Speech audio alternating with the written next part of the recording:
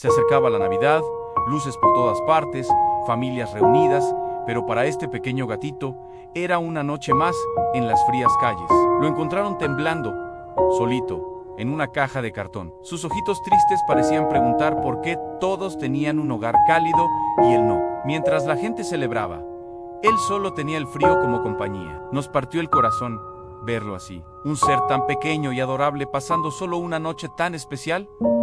No podíamos permitirlo. Decidimos darle el mejor regalo de todos. En una oportunidad, lo llevamos a un refugio, donde recibió calor, comida y el cariño que tanto necesitaba. Esta Navidad, su vida cambió para siempre. Si ves un animalito solo, no seas indiferente. Tu ayuda puede ser su milagro navideño.